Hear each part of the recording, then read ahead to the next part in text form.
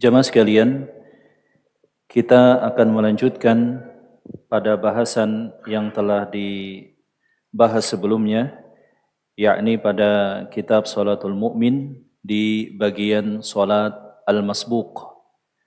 Salat al-masbuq. Naam. Sebagaimana yang kita ketahui bahwa orang yang salat berjamaah itu ada dua. Yang pertama adalah al-mudrik, orang yang mendapati rakaat pertama bersama imam, dan yang kedua adalah al-masbuq.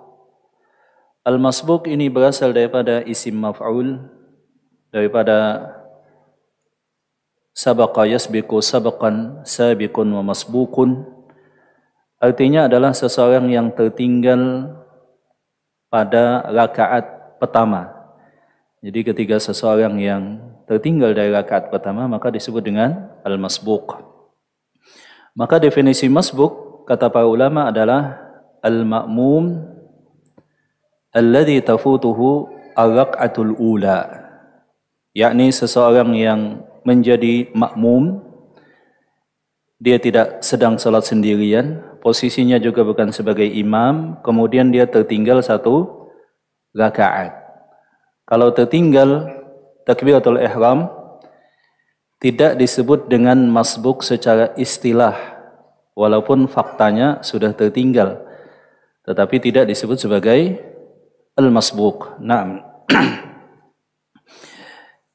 Kita membahas pada bahasan K atau halaman 614 tentang orang yang masbuk. Kata beliau, penulis kitab ini harus mengerjakan beberapa bagian solat yang tersisa jika imam sudah mengucapkan salam tanpa memberikan tambahan. Nah, tanpa memberikan tambahan. Berdasarkan hadis Mughirah bin Syu'bah, ketika dia bersama Rasulullah SAW dalam peperangan Tabuk, Rasulullah SAW buang hajat, lalu dia menyebutkan wudu beliau, dan bahwa hal demikian berlangsung sebelum solat subuh. Dia menceritakan, aku pun berangkat bersama Rasulullah SAW dan kami mendapatkan orang-orang telah mempersilatkan sahabat Abdurrahman bin Auf melakukan solat. Maka Abdurrahman pun maju sebagai imam ketika waktu solat telah tiba. Kemudian solat satu rakaat, kemudian Rasulullah SAW berdiri berbaris bersama kaum muslimin di shaf di belakang Abdurrahman bin Auf. Ketika Abdurrahman bin Auf mengucapkan salam, maka Rasulullah SAW menyempurnakan solatnya. Maka Rasulullah SAW juga menyatakan, sallu ma'al imam, salatlah kalian bersama imam. Fama adraktum falakum, apa yang bisa kalian dapatkan jikalau sempurna, walhamdulillah. Wa ma fatakum, dan apa yang tertinggal daripada imam, fa'atimmu, maka sempurnakanlah masing-masing. Dan posisi apapun seseorang mendapatkan imam, contohnya ketika ruku', contohnya ketika sujud, contohnya ketika tasyahud, maka posisi itulah yang segera dilakukan oleh seorang makmum yang masbuk tadi. Jadi pada posisi apapun, walaupun itu tidak berpengaruh terhadap penambahan rakaat. Sebab kita tahu penambahan rakaat itu patokannya adalah jikalau seorang makmum mendapatkan ruku bersama imam dalam posisi yang sempurna. Dalam posisi yang sempurna bersama imam. Naam. Dan di sini kita bisa memahami jamaah rahmat Allah Subhanahu wa taala bahwa makmum yang satu tidak menjadikan makmum yang lain sebagai imam. Fa'atimmu di sana maksudnya adalah masing-masing yang masbuk menyempurnakan. Kemudian apakah jikalau seseorang terlambat datang masbuk ke satu masjid, jamaah yang pertama utama sudah selesai, kemudian ada beberapa musalli atau orang yang sholat sedang masbuk, bolehkah kita menjadikan orang yang masbuk tadi sebagai imam? Maka khilaf di kalangan para ulama. Jikalau dia telah selesai, yang masbuk tadi telah menyelesaikan sholatnya, atau orang yang berjamaah bersama imam, kemudian dia tatawu'an, dia bersedekah supaya yang terlambat bisa sholat berjamaah, maka ulama sepakat boleh. Tetapi kalau dia masih menggenapkan kemudian ditepuk dari belakang, maka khilaf di kalangan para ulama. Ada yang menyatakan yang demikian sah dan ada juga menyatakan yang demikian tidak diperbolehkan. Wallahu ta'ala alam bisawab. Nah, demikian juga jikalau orang yang masbuk datang berombongan, sedangkan jamaah bersama imam yang ratib, imam tetap di masjid tersebut telah selesai, apakah boleh berjamaah dengan jamaah gelombang kedua ataukah tidak? Maka khilaf di kalangan para ulama, dan sebagian memperinci pada masjid yang berada di perampatan atau tempat perbelanjaan atau terminal, yang demikian diperbolehkan. Jikalau masjid ada imam tetapnya, maka yang demikian tidak diperbolehkan. Wallahu ta'ala alam bisawab. Dan kata-kata beliau kemudian menyempurnakan solat beliau, menunjukkan apa yang didapat oleh orang yang masbuk dari imam adalah permulaan solatnya.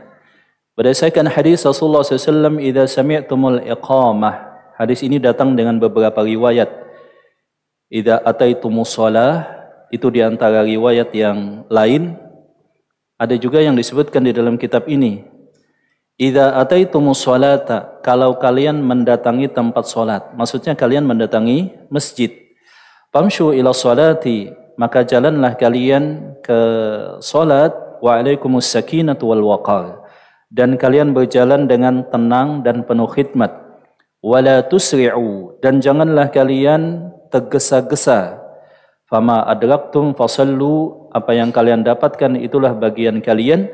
"Wa ma fatakum fatimmu," dan apa yang terlambat luput daripada kalian maka sempurnakanlah. Dalam riwayat yang lain itu idza sami'tumul iqamah, kalau kalian mendengarkan iqamah. Kalau kalian mendengarkan iqamah. Naam.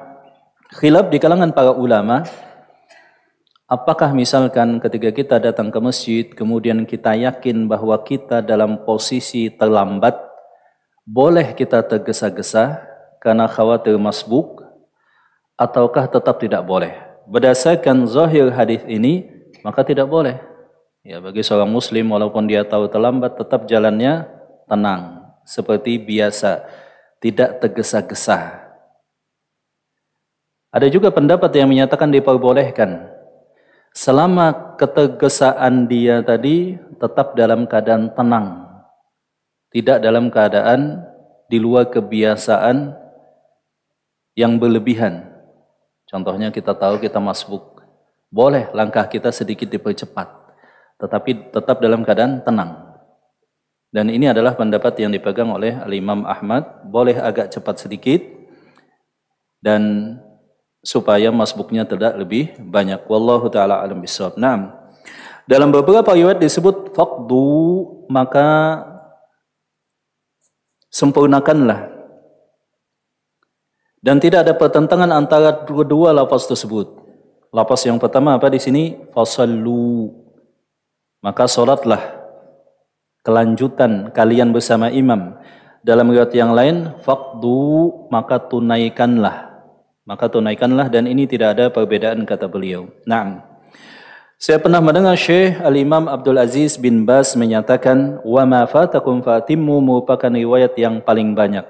Apa yang luput daripada kalian bersama imam, maka sempurnakanlah, dan inilah riwayat yang paling banyak. Walaupun ada riwayat yang lain menyatakan wa ma fatakum faqdu, apa yang kalian terluput tertinggal maka qadalah, maka sempurnakanlah. Walaupun secara makna keduanya kurang lebih saja, artinya dilengkapi, disempurnakan apa yang tersisa yang tidak sempat kalian lakukan bersama imam. Naam, di sini kita lihat orang yang masuk ketika masbuk, maka yang wajib dia perhatikan adalah dia tetap melakukan rukun yang pertama Sesudah niat apa rukun yang berikutnya? Takbiratul ihram. Sebagian orang mungkin terluput dan takbiratul ihram dilakukan dalam posisi berdiri. Sebagian orang mungkin terluput tidak memahami hal ini ketika masbuk dia langsung rukuk demikian tanpa mengucapkan takbiratul ihram. Dia mengangkat tangan dulu takbiratul ihram dalam posisi berdiri tegak, kemudian mengucapkan takbir.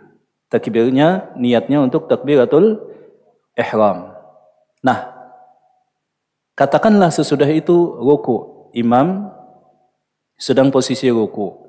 Maka yang sempurna bagi dia adalah mengucapkan 2 kali takbiratul ihram. Allahu Akbar.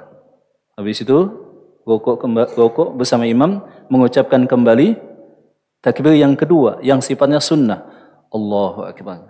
Seperti itu. Kalau sekali boleh, berarti niatnya untuk takbiratul ihram. Berarti dia tidak mengucapkan takbir untuk rukuknya tadi. Bagaimana kalau sekali niatnya sekaligus untuk 2? Allahu Akbar. Niatnya untuk apa? Takbiratul ihram. Yang kedua untuk ruku, intiqal ruku. Yang demikian sah di kalangan para ulama, tetapi menjadi batal dalam mazhab Syafi'i.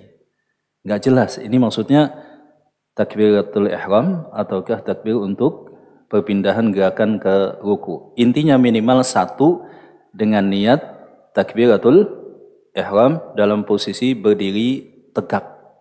Seperti itu. Kemudian beliau menyatakan orang yang masbuk bisa masuk ke dalam solat imam pada bagian manapun. Tentu saja keadaannya beda-beda. Kalau kita masuk solat itu kan, terkadang imam sedang berdiri, terkadang imam sedang ruku, terkadang imam sedang sujud, dan posisi-posisi yang lainnya. Nah, pada bagian posisi manapun kita tidak boleh merasa tanggung. Tadi telah kita ketahui bahwa poin yang didapatkan sehingga disebut 1 rakaat itu adalah mendapatkan ruku' bersama imam. Raka'ya ka'u ruku'an. Dari ruku'lah diambil kalimat rak'ah. 1 rakaat. Dan ada hadis Abu Bakar yang mungkin dulu telah berlalu dari kita. Ketika Rasulullah SAW salat kemudian ruku', maka masuklah sahabat Abu Bakar tergesa-gesa. Kemudian dia takbiratul ihram, ruku bersama jamaah yang sholat di belakang shaf ketika baru masuk masjid. Setelah i'tidal, baru kemudian Abu Bakar tadi maju ke depan. Yang dia inginkan adalah mendapatkan 1 rakaat. Maka setelah selesai sholat, Rasulullah SAW menegurnya, Zadakallahu hirsan wa la ta'ud. Semoga Allah Ta'ala menambah semangat kepada engkau, tetapi jangan diulangi lagi ketergesa-gesaan tadi. Di dalam hadis tersebut Rasulullah SAW juga tidak memerintahkan Abu Bakar untuk menambah 1 rakaat. Berarti ya, yang demikian sudah terhitung 1 rakaat bersama imam. Baik sempat membaca Al-Fatihah ataupun tidak. Baik solatnya adalah jahar maupun solat yang sir. Sebab kondisi masbuk adalah kondisi khusus. Kita telah berlalu pembahasan bahwa para ulama berbeda pendapat tentang Al-Fatihah bagi makmum. Semuanya sepakat kalau salat sir wajib dibaca oleh makmum, kecuali ada pendapat sebagian dalam mazhab Hanafiyah, itu juga ditanggung. Tetapi kalau salat jahar, itu juga berbeda pendapat. Nah, khusus masbuk tidak dilihat lagi apakah sempat membaca Al-Fatihah ataukah tidak sempat membaca Al-Fatihah, sebab itu kondisi khusus dan itu ditunjukkan hadis Abu Bakar radhiyallahu taala anhu, tetapi dengan catatan penting. Dia mendapatkan ruku bersama imam. Dengan catatan imam belum bangkit, punggungnya telah sempurna, kemudian kedua tapak tangannya telah berada di posisi lutut. Seperti itu. Kalau dia baru begini, imam kemudian naik, maka dia tidak mendapatkan satu rakaat. Dan ini banyak disepelekan oleh kaum muslimin. Kalau kita ragu, dapat atau enggak, apa yang menjadi solusi kalau ragu? Maka tidak dapat, seperti itu. Nah, dalam hadis Ali bin Abi Thalib dan Mu'adz radhiyallahu taala anhu, keduanya bercerita Rasulullah SAW pernah bersabda, "Idza ata ahadukumus salata wal imamu ala halin falyasna' kama yasna'ul imam." Kalau kalian mendatangi salat, kemudian imam kalian dapatkan pada satu kondisi, falyasna', maka bersegeralah. Fa di sana menuntut li ta'kib, supaya langsung menyesuaikan dengan gerakan imam. Kama, persis, li tashbih, kama yasnaul imam, seperti yang dilakukan oleh imam. Sebagian orang mungkin merasa imam sedang sujud. Kalau saya ikut sujud, capek-capek saja, tidak mendapatkan satu rakaat, apalagi sujud yang kedua. Nah, kita katakan walaupun tidak mendapatkan satu rakaat, tetapi dia telah sesuai dengan sunnah dan dia mendapatkan pahala. Maka dalam kondisi apapun, dia langsung menyesuaikan bersama imam. Al-Imam At-Tirmidzi menyatakan para ulama mengamalkan praktik ini, jika ada seseorang datang sedang imam dalam keadaan bersujud, maka hendaklah bersujud, walaupun itu tidak dihitung satu rakaat. Demikian juga jikalau imam sedang tasyahud. Naam. Rasulullah SAW bersabda dalam hadis Abu Hurairah, "Idza ji'tum ila salati wa nahnu sujudun fasjudu wa la ta'udduha syai'an. Wa man adraka rak'ata faqad adraka as-salata." Kalau kalian datang ke masjid, tempat salat berjamaah, kami sedang sujud, maka sujudlah. Dan jangan dihitung itu sebagai satu rakaat. Wa man adraka rak'ata, barang siapa yang mendapatkan satu rakaat, yakni rukuk bersama imam sempurna, maka dia telah mendapatkan as-shalah. Naam. Kemudian ada juga pertanyaan yang sering muncul, apakah ketika kita sedang masbuk, kemudian sedang tasyahud, imam tasyahud akhir, maka tentu saja yang kita baca adalah juga tasyahud. Lalu bagaimanakah posisi duduknya? Apakah iftirash ataukah at-tawarruk?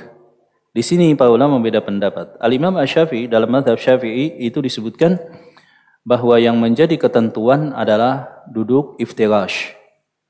Sebab sesudah duduknya orang yang masbuk tidak diikuti dengan salam. Orang masbuk kan kalau tasyahud bersama imam, imam salam, dia lanjut lagi. Agak merepotkan dalam perpindahan gerakan tubuh. Kayaknya tawarruk itu lebih repot Pak ya. Sudah mantap gitu duduknya ya kan. Pantat sudah di lantai, mau berdiri langsung agak sulit. Dan sesudah itu tidak lanjutkan dengan salam. Maka Al-Imam Syafi'i berpendapat bahwa dia duduknya adalah iftirash. Adapun di dalam mazhab Hanabilah, karena hadis Rasulullah SAW, "Innama ju'ilal imamu liyutamma bih," sesungguhnya imam dijadikan untuk diikuti. Kalau imam sujud, maka sujud. Kalau ruku', maka ruku'. Demikian pada semua gerakan yang lainnya. Maka bahkan atas orang yang masbuk, jikalau dia masbuk dalam salatul jamaah, pada tasyahud yang terakhir, imam duduk tawarruk, maka makmum yang masbuk tadi juga duduknya adalah at-tawarruk juga. Ya, setelah imam salam, dia kemudian bangkit. Walaupun kalau kita lihat lebih gampang bangkit duduk tawarruk atau duduk iftirash Pak. Lebih gampang duduk iftirash. Nah, ini adalah perbedaan pendapat di kalangan para ulama yang kita harus bijak menyikapinya. Kemudian inti dari pembahasan tentang masbuk ini adalah sebetulnya kita dimotivasi untuk bersegera ke masjid. Sebab di masjid itu kan seseorang akan dicatat tetap sedang mengerjakan solat ketika dia menunggu solat. Intidharus solat ba'da solat. Menunggu solat dari solat berikutnya, dari solat sebelumnya ke solat berikutnya, itu dihitung mendapatkan pahala solat. Demikian juga ada motivasi tentang supaya kita bersegera untuk datang ke masjid. Kemudian bersegera untuk di shop yang pertama.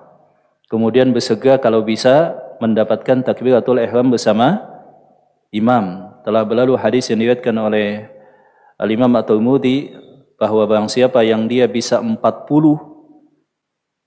ya salat bersama imam tanpa ketinggalan takbiratul ihram, maka dia akan dicatat terlepas daripada dua hal. Yang pertama, terlepas daripada azab api neraka.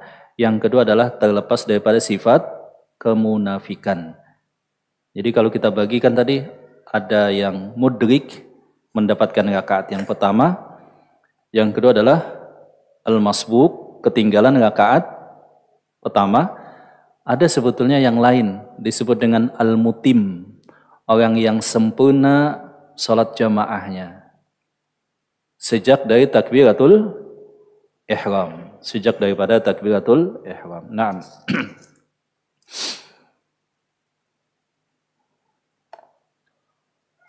Dan ada kekhususan untuk masbuk salat Jumat, ikhwan.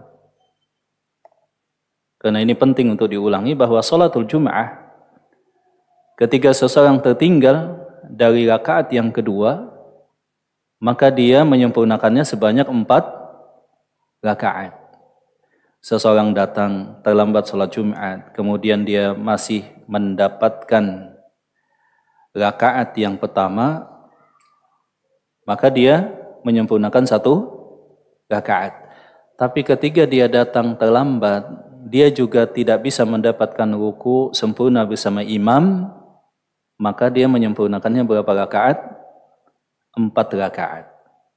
Dan pembahasan tadi, seseorang yang masbuk tidak dijadikan sebagai imam, itu ulama sepakat untuk salat Jumat tidak boleh sama sekali. Misalkan ada salat Jumat, kemudian ada yang masbuk, kemudian ada lagi yang datang nepuk lagi, itu ulama sepakat nggak boleh. Yang khilaf tadi kalau salat apa? 5 waktu selain salat Jumat, selain salat Jumat. Nah, ya kemudian selanjutnya silahkan dibacakan poin demi poin. Biasanya siapa yang baca? Ya silahkan. Yang L itu Pak.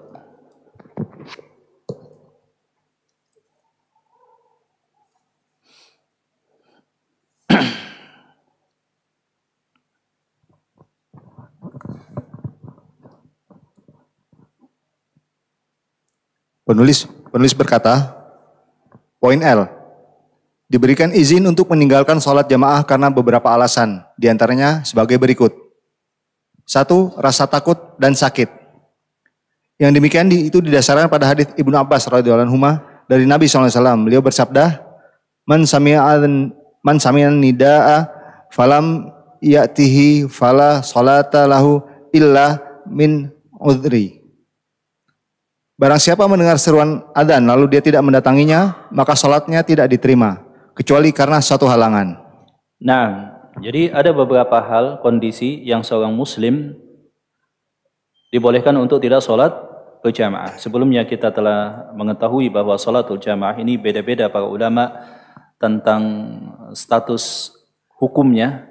Ada di antara para ulama yang menyatakan itu adalah fardu kifayah. Misalkan di dalam mazhab Syafi'i itu ada 2 pembahasan pendapat. Pendapat yang pertama menyatakan fardu kifayah, yang lain menyatakan sunnah atau sunnatul muakkadah. Dan pendapat yang lain yang lebih kuat adalah bahwa salatul jamaah itu hukumnya adalah wajib bagi seseorang yang muslim, akil, balik, dan dia mukim serta sahih, sehat badannya. Nah, ada beberapa kondisi. Yang pertama adalah rasa takut atau sakit.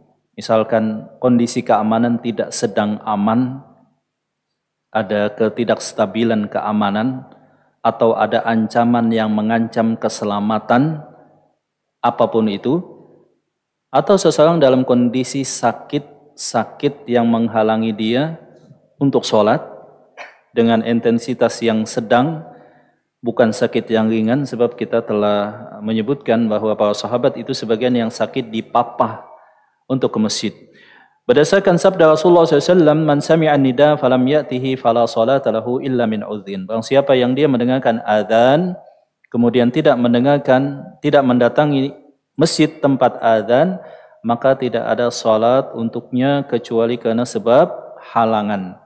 Yang disebut dengan halangan tadi adalah, kata beliau, al-khauf wal marad, takut dan sakit. Kemudian yang kedua, hujan atau jalanan licin. Yang demikian itu didasarkan pada hadis Ibnu Abbas radhiyallahu anhu, bahwasanya dia berkata kepada muadzin pada hari hujan deras, "Jika kamu sudah mengucapkan asyhadu anna Muhammadan Rasulullah, janganlah kamu meneruskan dengan hayya 'alas shalah, tetapi ucapkanlah sallu fi buyutikum, atau salatlah kalian di rumah kalian sendiri."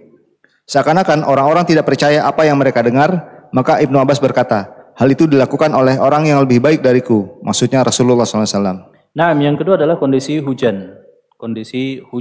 Dan para ulama kembali berbeda penafsiran atau interpretasi yang dimaksud hujan tadi bagaimana. Kembali bahwa yang lebih hati-hati adalah hujan dengan intensitas yang sedang, yang menghalangi kita. Kalau kita jalan, kondisi kita akan basah kuyup. Kalau rintik saja, maka bukan yang demikian.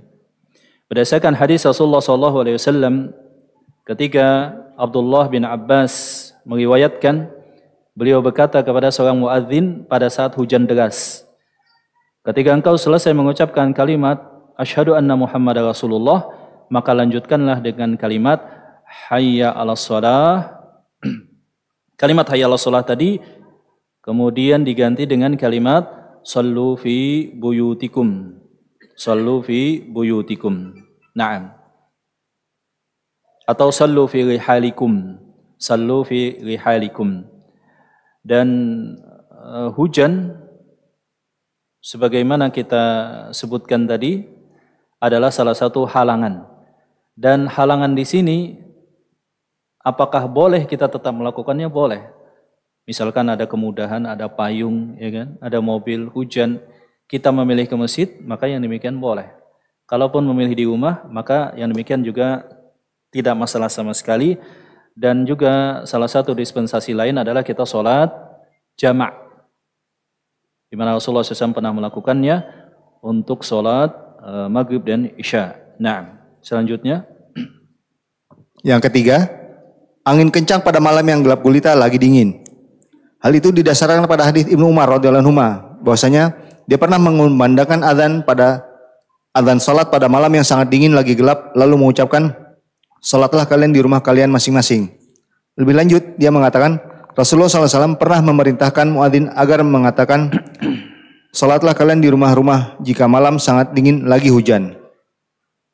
Dalam lafaz Al-Bukhari disebutkan, Rasulullah SAW pernah menyuruh seorang muadzin untuk mengumandangkan adzan, kemudian pada bagian akhirnya dia mengucapkan, "Hendaklah kalian salat di rumah pada malam yang dingin atau hujan dalam perjalanan." Sedangkan dalam lafaz Muslim disebutkan, Ibnu Umar pernah menyuruhkan salat pada malam yang dingin, berangin lagi hujan. Lalu di akhir seruannya dia mengucapkan, "Salatlah kalian di rumah kalian sendiri, salatlah kalian di rumah." Kemudian dia mengatakan, sesungguhnya Rasulullah SAW pernah menyuruh muadzin jika malam sangat dingin atau hujan dalam perjalanan agar mengucapkan, "Salatlah kalian di rumah kalian." Dari Jabir radhiyallahu anhu dia bercerita, kami pernah pergi bersama Rasulullah SAW dalam suatu perjalanan. Lalu kami kehujanan, maka beliau bersabda, "Lisolli man sya'a minkum fi rahlih." Perintahkan bagi yang menghendaki di antara kalian untuk salat di rumahnya sendiri. Yang terbaik adalah mengumandangkan lafaz azan secara keseluruhan lalu mengucapkan sallu fi buyutikum, yaitu kerjakanlah salat di rumah kalian sendiri, atau mengucapkan sallu fi rihalikum. Nah, jadi secara teknis ketika ada halangan semacam hujan atau angin kencang atau hal-hal yang demikian, bahkan kemarin 2-3 tahun yang lalu ketika saat Covid, maka itu disunahkan mengucapkan kalimat sallu fi buyutikum atau sallu fi rihalikum. Teknisnya ada dua riwayat hadis yang datang kepada kita. Riwayat hadis Abdullah bin Abbas menyatakan hayya 'alas shalah diganti dengan sallu fi buyutikum. Dihilangkan hayya 'alas shalahnya.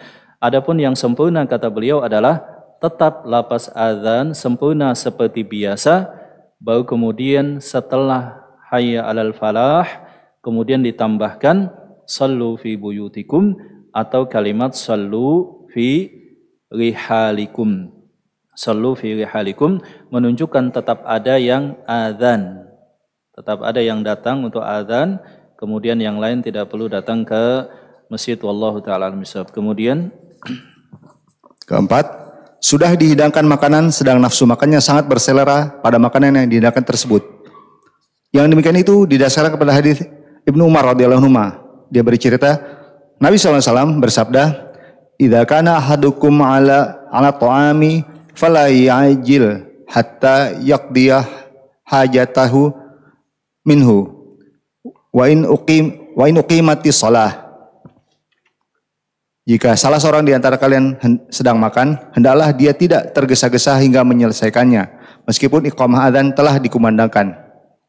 Juga didasarkan pada hadis Aisyah radhiyallahu anha dari Nabi SAW, beliau bersabda, "Idza wudiya'al asya'u wa qimati shalah fabda'u bil asya." Jika makan malam sudah dihidangkan dan iqamah salat pun sudah dikumandangkan, mulailah dengan makan malam terlebih dahulu. Nah, salah satu sebab berikutnya adalah sudah dihidangkan makanan, kita sedang kelaparan dan sedang sangat ingin makan. Makanan sudah terhidang di meja makan. Dan telah saya sebutkan ketentuannya, hal yang seperti ini adalah tidak menjadi jadwal atau kebiasaan. Jangan sampai misalnya pas azan makanan sudah terhidang sehingga menjadi alasan kalau dalam hadis kalau makanan sudah terhidang maka makan dulu, ya kan? Jadi tinggal disetting sesekali kasuistis, maka yang demikian tidak masalah. Tapi menjadi kebiasaan pas tiap azan pas jadwal makan. Nah, maka yang demikian tidak diperbolehkan. Berikutnya, kelima, menahan kencing atau buang air besar. Yang demikian itu didasarkan pada hadis Aisyah radhiyallahu anha. Dia bercerita, aku pernah mendengar Rasulullah SAW bersabda, la salata bi hadrati ta'am wala wa huwa yudafi'uhu al akhbathan. Tidak ada salat di hadapan makanan dan tidak juga ketika menahan kencing atau buang air besar. Ya, na'am, yang berikutnya adalah menahan kencing atau buang air besar. Berdasarkan hadis Rasulullah SAW daripada Aisyah Ummul Mukminin, la salata bi hadrati ta'am, tidak ada kewajiban salat berjamaah makanan sudah terhidang, wala huwa yudafi'ul ahbathan, atau dia menahan buang air kecil dan buang air besar. Dan ini telah kita rincikan pada pertemuan sebelumnya, jikalau sangat mendesak atau yang disebut dengan al-hajin, orang yang sudah kebelet seperti itu. Kemudian yang terakhir, yang keenam, memiliki kerabat dekat yang dikhawatirkan kematiannya dan dia tidak berada di sisinya. Yang demikian itu didasarkan pada hadis Ibnu Umar radhiyallahu anhu. Dia pernah diberitahu bahwa Sa'id bin Zaid bin Amr bin Nufail jatuh sakit pada hari Jumat. Dia pun menaiki kendaraan untuk mengunjunginya saat matahari sudah tinggi dan mendekati sholat Jumat. Kemudian dia pun meninggalkan sholat Jumat.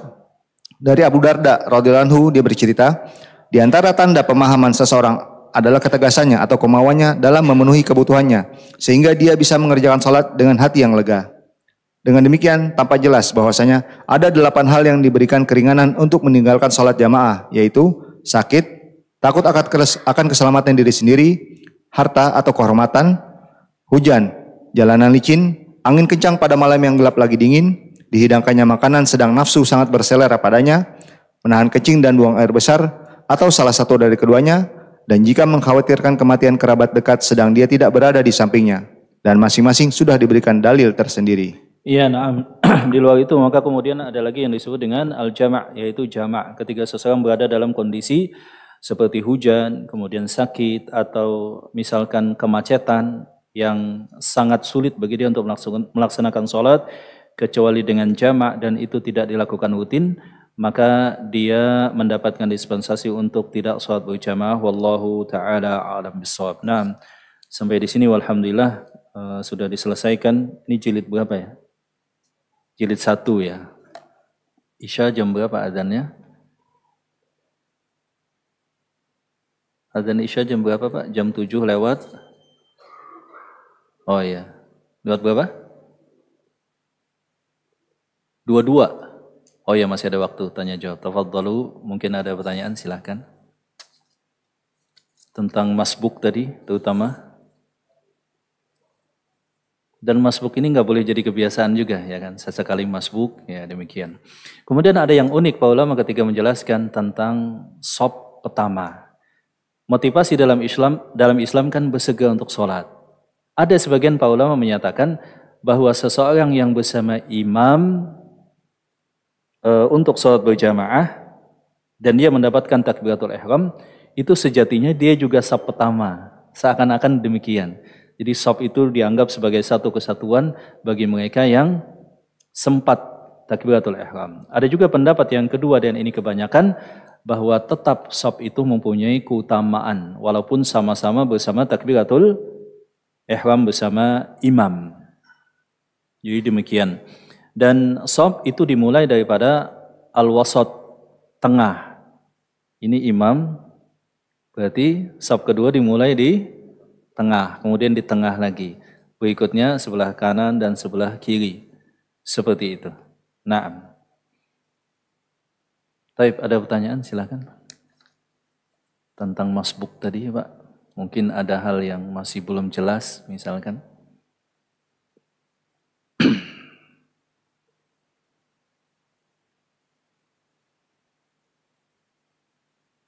Tentang masbuk, udah jelas semua? Ya, silakan.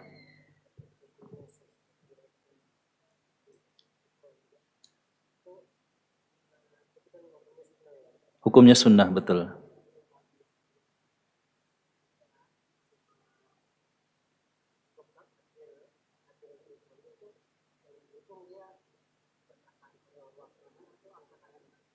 Iya, Imam Syafi'i menyatakan bahwa sholat dimulai dengan 2 wajib, 3 yang wajib dan 1 sunnah. Yang wajib adalah berdiri tegak menghadap qiblah. Kemudian niat dalam hati dan ucapan kalimat Allahu Akbar. Itu rukun 3. Yang sunnah adalah mengangkat tangannya. Jadi yang dimaksud dengan takbiratul ihram itu adalah al-qaulu Allahu Akbar. Perkataan orang yang sholat Allahu Akbar. Itu yang dimaksud dengan takbiratul ihram. Dalam mazhab Syafi'i, itulah awal mula sholat dan itulah posisi untuk masang niat dalam hati. Ya. Walaupun ada kesalahpahaman, sebagian orang memahami dalam mazhab Syafi'i itu pakai usolli dulu, padahal tidak demikian. Jadi lisan mengucapkan takbiratul ihram, hati berniat untuk sholat. Adapun dalam yang lainnya, Pak Ulama menyatakan bahwa niat itu bisa sebelum ibadah, bisa di awal ibadah. Sambil jalan sudah pasang niat, itu sudah sah. Seperti itu. Jadi sholat di awal itu 3 rukun dan 1 sunnah. Rukunnya apa? Berdiri dan menghadap kiblat bagi yang mampu. Yang kedua apa? Niat tentu saja dan takbiratul ihram. Adapun mengangkat tangan itu hukumnya adalah sunnah. Walaupun mengangkat tangan yang pertama tadi, itu hukumnya juga tetap sunnah. Boleh seseorang tanpa mengangkat tangan. Sah maksudnya. Taib, ada yang lain? Silakan.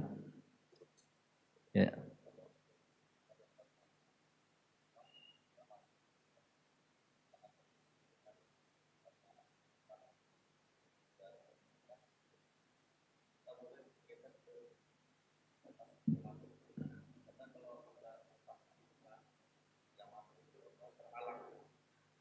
Terhalang, ya. Saya menemukan satu musola kecil. Saf pertama dimulai dari tengah, tapi pas saf kedua dari pojokan supaya nggak terhalang dengan hijab untuk perempuan.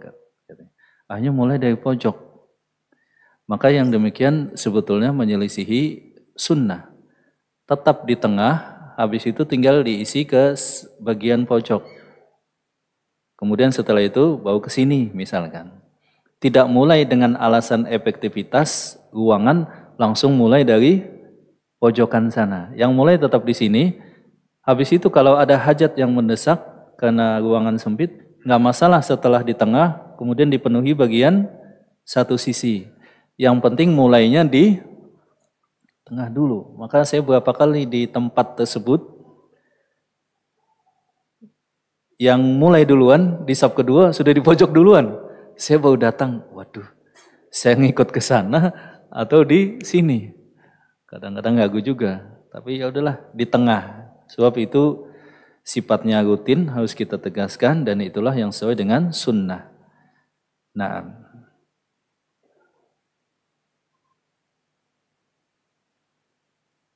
iya. Kemudian satu lagi ketika masuk masjid tetap disunahkan mengucapkan salam. Kalau takut mengganggu kepada orang yang di dekat pintu. Dan ketika ada yang salam walaupun lagi sholat maka disunahkan menjawab dengan isyarat tangan. Seperti itu. Nah, ada yang lain silakan. Iya, silakan Pak.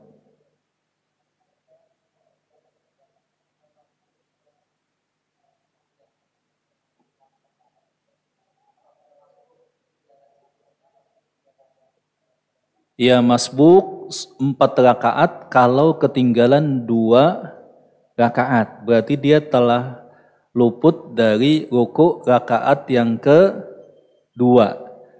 Nah kalau kondisinya demikian, dia tetap gabung bersama imam. Tapi kemudian setelah salam, dia menyempurnakan berapa?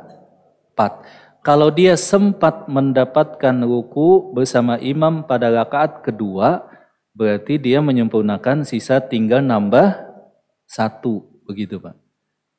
Tinggal nambah 1.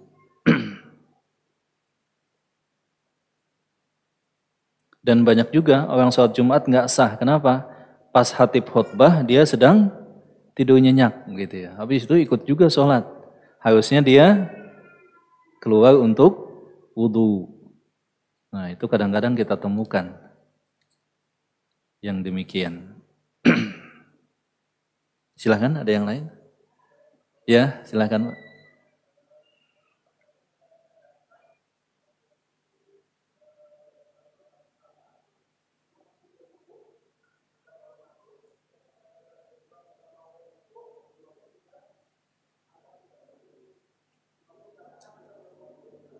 Iya, kita ditekankan untuk mengikuti imam pada posisi apapun. Imam ruku, kita juga ruku. Ketika kita takbiratul ihram, posisi berdiri tegak, kemudian kita ruku, imam sedang ruku. Ternyata ketika kita sedang perpindahan gerakan tadi, baru mau ruku, imam sudah bangkit, berarti kita tidak mendapatkan 1 rakaat. Tindakan kita sudah betul. Hanya saja rukuknya kita tadi tidak sempurna. Sebab tidak sempat ruku bersama imam. Sebagian orang kan memaksakan betul Pak. Imam sudah ruku, sudah bangkit, dia masih memaksakan. Jadi dia datang, imam bangkit dari ruku, dia langsung ruku. Ketika ditanya, Pak, kenapa demikian? Lah kan supaya saya dapat 1 rakaat. Maka ini adalah praktek yang salah. Jadi harus sempurna bersama imam. Syekh Fauzan menyatakan kalau sulit patokannya adalah ketika engkau telah rukuk sempurna dan kedua telapak tangan engkau telah memegang kedua lutut. Nah, kalau engkau sempat seperti itu bersama imam yang masih juga rukuk, maka telah mendapatkan 1 rakaat. Itu patokannya kata beliau. Wallahu a'lam. Ya. Kalau yang kejadian kayak tadi itu kita nggak tahu imamnya rukunya ini baru ruku atau sudah mau berdiri. Betul, kita nggak tahu. Ya. Nggak tahu, kita masuk terus kita takbiratul ihram. Nah, pas kita mau niat mau ruku, ternyata imam sudah berdiri. Apakah kita tetap berdiri aja? Nggak usah ruku. Atau itu kan ada 2 keadaan mungkin kalau didetailkan. Pas kita ruku, mau ruku di tengah, imam ternyata sudah, baru kita mau gini, imam sudah bangkit, ya nggak masalah kita bangkit. Tapi imam masih gini, kita begini, ternyata begini. Ya. Dan itu tidak ada konsekuensi apapun yang serius gitu ya. Jadi kita tinggal lihat kebiasaan. Biasanya kalau kita di masjid yang kita sering sholat, kita sudah bisa prediksi gitu Pak ya. Yang susah diprediksi itu kalau di masjid yang kita sesekali singgah, disangka dapat ternyata nggak dapat. Maka ya kalau kita baru mau bergerak ternyata imam sudah naik ya berarti tidak perlu kita juga ruku.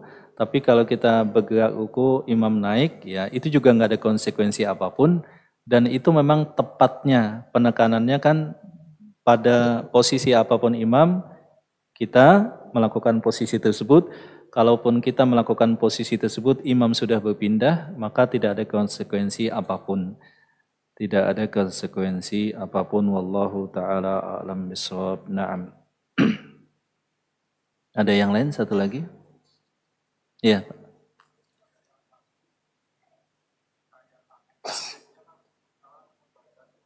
Betul.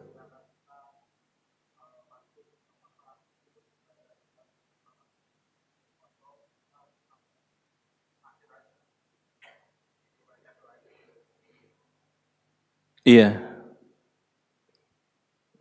Ketika tahiyat akhir maka para ulama menyatakan walil masbuk bagi yang masbuk maka dia juga membaca tahiyat akhir juga. Tahiyat akhir itu satu paket dengan doa. Artinya ketika imam belum salam kita pun sudah sampai pada kalimat innaka hamidum majid. Imam masih baca doa, asik baca doa, maka tidak masalah juga bagi kita untuk membaca doa sebab kita posisinya mengikuti imam. Kita sempatkan membaca doa sebisa yang kita mampu. Hanya nanti masalahnya adalah pada kalimat Allahumma inni ala dzikrika wa syukrika wa husni ibadatik atau pada kalimat Allahumma antas salam minkas salam itu fi kulli duburi sholah. Dubur sholat. Itu para ulama beda menafsirkan. Ada yang dimaksud dengan dubur sholat itu di ujung sholat. Ada yang menafsirkan juga dubur sholat itu sholat sudah selesai, habis salam baru diucapkan Allahumma inni ala dzikrika wa syukrika wa husni ibadatik. Itu ada pembahasan tersendiri tentang kalimat dubur sholat itu. Ujungnya sholat apakah setelah salam pada sholat baru membaca Allahumma antas salam atau Allahumma inni ala dzikrika. Dan itu ada pembahasan tersendiri. Wallahu ta'ala al-miswab. Yang rajih adalah insyaallah sesudah sholat.